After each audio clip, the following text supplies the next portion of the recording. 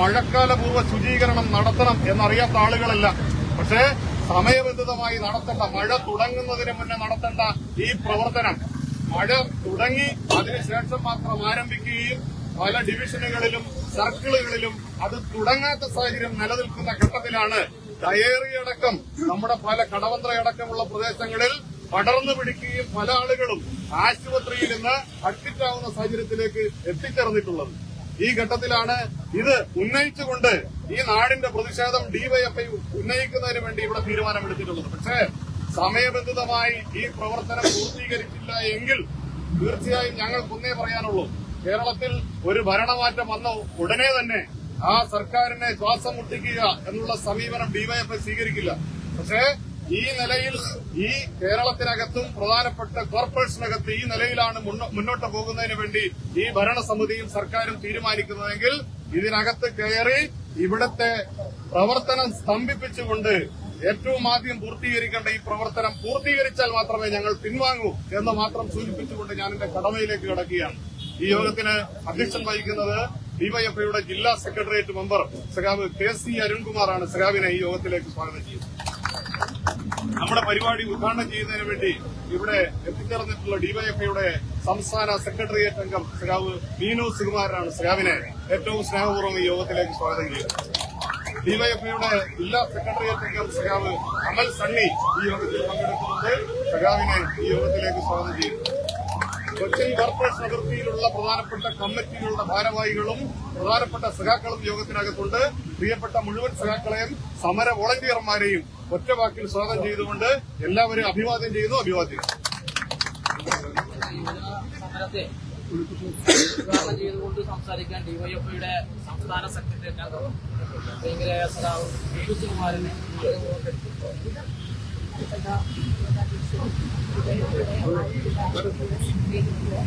സ്വഭാവം ഇവിടെ വളരെ പേരോട് സംസാരിച്ച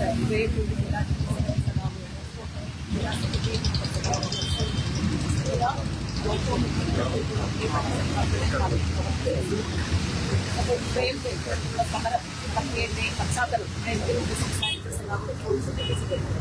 കൊച്ചി കോർപ്പറേഷൻ എന്ന് പറയുന്ന കേരളത്തിലെ തന്നെ ഏറ്റവും പ്രധാനപ്പെട്ട ഒരു കോർപ്പറേഷൻ പദ്ധതിക്കകത്ത് നടന്നുകൊണ്ടിരിക്കുന്ന ഏറ്റവും മോശപ്പെട്ട പ്രവർത്തനങ്ങളെ ഈ ജനങ്ങളുടെ മുന്നിലേക്ക് എത്തിക്കണം എന്ന ആവശ്യപ്രകാരമാണ് ഈ സമരം സംഘടിപ്പിച്ചിരിക്കുന്നത്. ഇവിടെ എത്തിയിട്ടുള്ള മുഴുവൻ ആളുകൾക്ക് പറയാം, ഇന്നത്തെ ദിവസം എന്ന് പറയുന്നത് ജൂൺ 5 പരിസ്ഥിതിമാണ്. സാധാരണ ജൂൺ 5 പരിസ്ഥിതികളിൽ ഞങ്ങൾ ഡിവൈഎഫ്ഐ സഖാക്കൾ എല്ലാവരും വൃക്ഷത്തെ നട്ടുകൊണ്ടാണ് ഇന്നത്തെ ദിവസത്തെ ഞങ്ങൾ ആചരിക്കുന്നത്. നിർഭാഗ്യവശാൽ കൊച്ചിൻ കോർപ്പറേഷൻ പരിധിക്കകത്ത് വരുന്ന ഡിവൈഎഫ്ഐ സഖാക്കൾക്ക് കൊച്ചിൻ കോർപ്പറേഷനിലേക്ക് സമരം നടത്തേണ്ടി വന്ന സാഹചര്യം എന്ന് പറയുന്നത് ഈ കൊച്ചിൻ കോർപ്പറേഷൻ ഇത് ചീഞ്ഞെഴുതുകൊണ്ടിരിക്കുന്ന ഇങ്ങനെയാണ് ഞങ്ങൾക്ക് പരിസ്ഥിതിനെ ഉൾപ്പെടെ ആചരിക്കാൻ വേണ്ടി കഴിയും. കൊച്ചിൻ കോർപ്പറേഷനകത്ത് ശരിക്കും പറഞ്ഞാൽ ഇന്നത്തെ പരിസ്ഥിതി ദിനത്തിൽ കൊച്ചിൻ കോർപ്പറേഷനകത്ത് നടേണ്ടത് ഒരു വാഴയാണ് പറഞ്ഞത്. ഒരു വാഴ നട്ടുകൊണ്ടാണ് ശരിക്കും ഇങ്ങനെ പ്രതിഷേധം നടത്തേണ്ടിയിരുന്നത്. കാരണം അത്രയും ഒരു തരത്തിലുമുള്ള ഭരണം നടത്താതെ ഒരു ഭരണം എന്തിനാണ് വന്നതെന്ന് പോലും അവർക്ക് മനസ്സിലാക്കാത്ത രീതിയിൽ ഒരു ഭരണം നടത്തിക്കൊണ്ടിരിക്കുന്ന കുറെ വാടകകൾ ഇന്ന് കൊച്ചിൻ കോർപ്പറേഷന്റെ UDFന്റെ ഭരണസമിതിയുടെ ഭാഗമായി ഇന്ന് കൊച്ചിൻ കോർപ്പറേഷനകത്ത് ഭരിച്ചുകൊണ്ടിരിക്കുകയാണ്. UDFന്റെ നേതൃത്വത്തിൽ ആ UDFന്റെ നേതൃത്വത്തിലുള്ള കൊച്ചിൻ കോർപ്പറേഷൻ ഭരണത്തിൽ ഇന്ന് ഈ പറയുന്ന കൊച്ചിൻ കോർപ്പറേഷൻ പരിധിയിൽ വെള്ളക്കെട്ടിലൂടെ അല്ലാതെ കടന്നു വന്ന സഖാക്കൾ ഉണ്ടായില്ല. ഞാൻ ഉൾപ്പെടെ വന്നത് ഈ കൊച്ചിൻ കോർപ്പറേഷനിലേക്ക് ഇന്ന് ഈ ഉദ്ഘാടന പരിപാടിക്ക് ഉൾപ്പെടെ വന്നത് വെള്ളക്കെട്ടിലൂടെയാണെന്ന് ഓർക്കണം. വെള്ളക്കെട്ട് കടന്നല്ലാതെ ഇന്ന് കൊച്ചിൻ കോർപ്പറേഷൻ പരിധിക്കകത്തേക്ക് ഒരാൾക്ക് ഇന്ന് ടൗണിലേക്ക് നഗരത്തിലേക്ക് അടക്കാൻ കഴിയുന്ന സാഹചര്യമല്ല എന്ന് നോക്കണം. എന്തുകൊണ്ടുണ്ടാകുന്നു ഇത് കൃത്യമായ ഒരു കൊച്ചിൻ കോർപ്പറേഷനകത്ത് കൃത്യമായി അറിയാം. ഏറ്റവും പ്രധാനമായ ഏറ്റവും മെച്ചപ്പെട്ട രീതിയിൽ മാലിന്യ സംസ്കരണം നടത്തി കാണിച്ചു കൊടുത്ത പല സ്ഥലങ്ങളിലും തമാശ രൂപേണ പറയുന്ന ഒരു കാര്യമുണ്ട്, കൊച്ചി എത്തി എന്ന് പറയുമ്പോ എന്താ, കൊച്ചി എത്തിക്കഴിഞ്ഞാൽ മാറുന്നൊരവസ്ഥയാണ്. പല സിനിമകളുടെയും പശ്ചാത്തലമാകുന്നു കൊച്ചി എന്ന് പറയുന്ന നഗരം.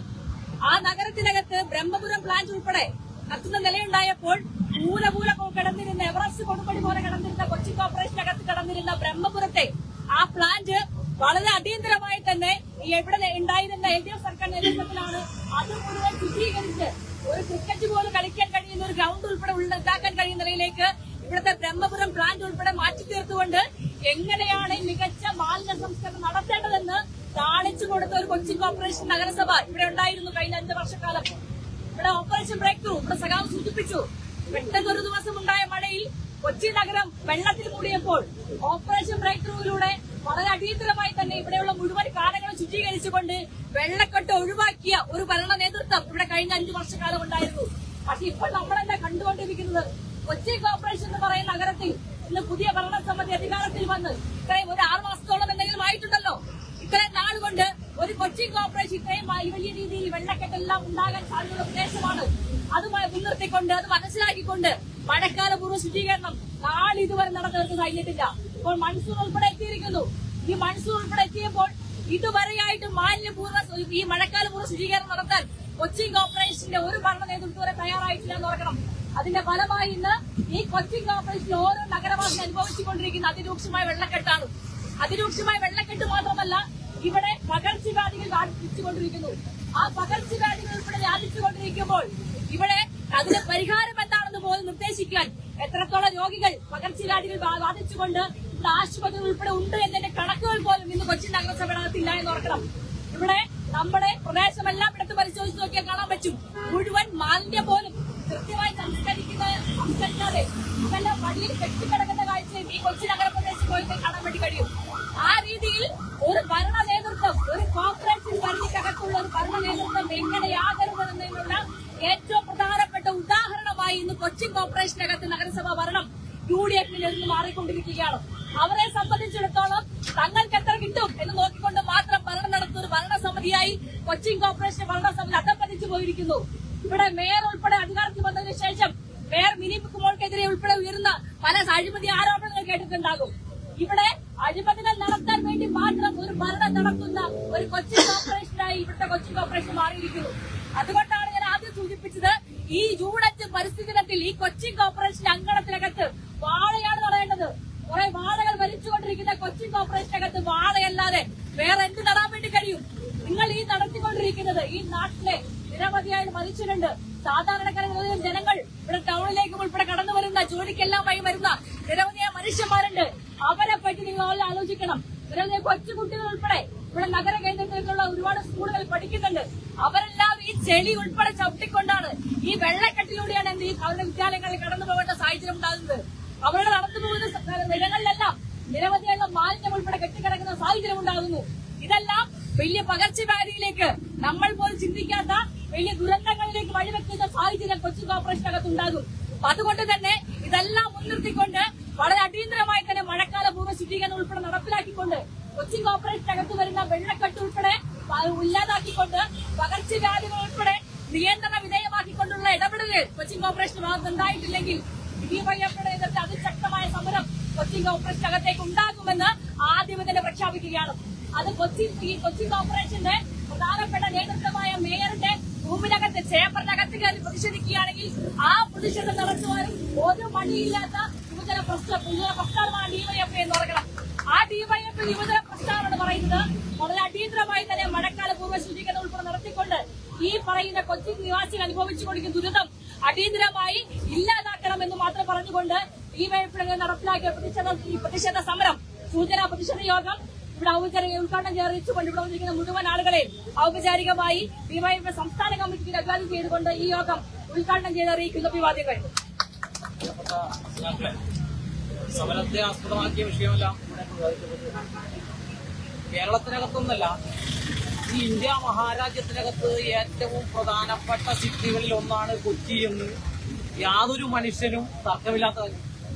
ആ കൊച്ചിക്കകത്ത് കഴിഞ്ഞ 5 വർഷക്കാലം മഴ പെയ്താൽ കുട്ടികളുമായി ഏതൊരു രക്ഷകർത്താവിനും സ്കൂളിലേക്കോ ഹോസ്പിറ്റലിലേക്കോ ഏത് ഭാഗത്തേക്കും വാഹനമെടുത്ത് യാതൊരു പേടിയില്ലാതെ പോവാം.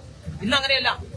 ഇന്ന് ഈ കൊച്ചിക്കകത്ത്, ഇന്ന് ഈ കൊച്ചിൻ കോർപ്പറേഷനകത്ത് നിങ്ങൾ നോക്കൂ, മട്ടാഞ്ചേരി പോലുള്ള പ്രദേശത്തിനകത്ത് വീട്ടുമുറ്റത്തേക്ക് ചെളിയിൽ ചവിട്ടാതെ കാണ കവിഞ്ഞൊഴുകുന്ന, ത്രിവി നുളക്കുന്ന, മാലിന്യം കവിഞ്ഞൊഴുകുന്ന വെള്ളത്തിൽ ചവിട്ടിയല്ലാതെ പഠിക്കാനിറങ്ങി പുറപ്പെട്ട ഒരു കൊച്ചുകുട്ടിയും ഇന്ന് കൊച്ചിയിലെ ഒരു സ്കൂളിലൊക്കെ ഉണ്ടാവില്ല.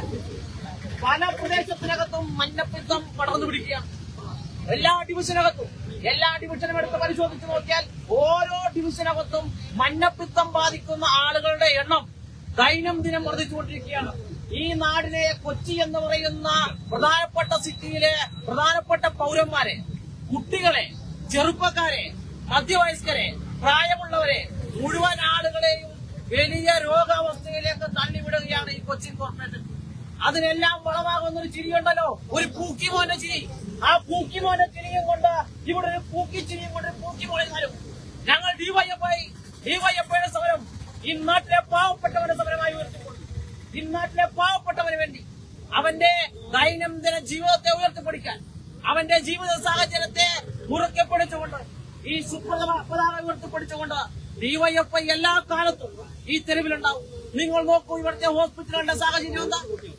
ഇവിടുത്തെ ഹോസ്പിറ്റലുകളിൽ ഇപ്പോൾ ഇന്ന് ജനറൽ ഏറ്റവും ഭംഗിയായ ജനറൽ ആശുപത്രിയെ വീണ്ടും പഴയ കാലഘട്ടത്തിലേക്ക് തിരിച്ചു കൊണ്ടുപോയത്.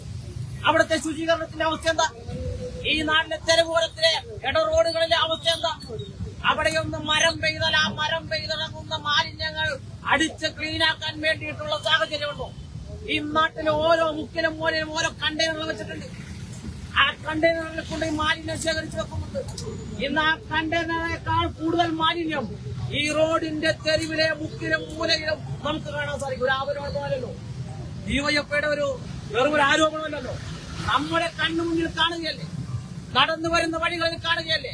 ഞങ്ങളെ ഈ സമരം ഒന്ന് അക്രമാസക്തമായ, അക്രമം എന്ന് പറഞ്ഞാൽ ഒന്ന് അകത്തേക്ക് കയറി നേരിട്ടൊന്ന് ബോധിപ്പിക്കാൻ ശ്രമിച്ചാൽ ഞങ്ങളെ തല്ലാൻ തയ്യാറായി നിൽക്കുന്ന പോലീസുകാരുണ്ടല്ലോ, നിങ്ങളും നിങ്ങളുടെ കുടുംബവും ഈ ചെളിയിൽ ചവിട്ടിയാൽ നടക്കാൻ പറ്റും. ഈ മാധ്യമ പ്രവർത്തനം നിങ്ങൾക്ക് ചെളിയിൽ ചവിട്ടിയാൽ നടക്കാൻ പറ്റും. എന്ത് പച്ചയായി ഈ നാട് കാണുകയാണ്, എന്ത് വ്യക്തമായി ഈ നാട് കാണുകയാണ്. ഈ കൊച്ചിൻ കോർപ്പറേഷന്റെ കൊടിയാനാവസ്ഥ, ആ കൊടിയാനാവസ്ഥ ഇനിയും തുടർന്നാൽ വലിയ സമരമായി ഞങ്ങൾ വരും. ഞങ്ങൾ ദിവസങ്ങളെടുത്ത് പ്ലാൻ ചെയ്യും. ഞങ്ങൾ കമ്മിറ്റികൾ വിളിച്ച് ചർച്ച ചെയ്യും. ഞങ്ങൾ എണ്ണം തിട്ടപ്പെടുത്തും. ഞങ്ങൾ വലിയ സമരമായി കോർപ്പറേഷനിലേക്ക് വരും. അന്ന് ലാത്തിയുമായി നിന്നാലുണ്ടല്ലോ ഞങ്ങൾ ഈ പൈപ്പ് യാരിക്കിന്റെ കൊടി കെട്ടുന്നു. അന്ന് ലാത്തിയുമായി ഞങ്ങളെ തടുക്കാൻ ഇറങ്ങി പുറപ്പെട്ടാൽ ഞങ്ങൾ ഈ കൊടി കെട്ടുന്ന പൈപ്പ് ഒന്ന് മാറ്റിക്കെട്ടും. ഞങ്ങൾ ജനങ്ങൾക്ക് വേണ്ടി സമരം ചെയ്യും. ആ സമരം വലിയ വിജയത്തിലേക്ക് ഞങ്ങൾ നയിക്കും. ഈ സമരത്തിൽ പങ്കെടുത്ത മുഴുവൻ സഖാക്കളെയും ഈ അധ്യക്ഷൻ എന്ന പേരിൽ എല്ലാവരോടും ഹൃദയപൂർവ്വം അഭിവാദ്യം അർപ്പിച്ചുകൊണ്ട് ഈ സമരത്തിൽ നന്ദി പറയാൻ ഡിവൈഎഫ്ഐയുടെ എറണാകുളം ജില്ലാ കമ്മിറ്റിയുടെ സെക്രട്ടേറിയറ്റ് മെമ്പർ പ്രിയങ്കരനായ സഖാവ് അമൽ സമിയെ ഹൃദയപൂർവ്വം ക്ഷണിക്കുക.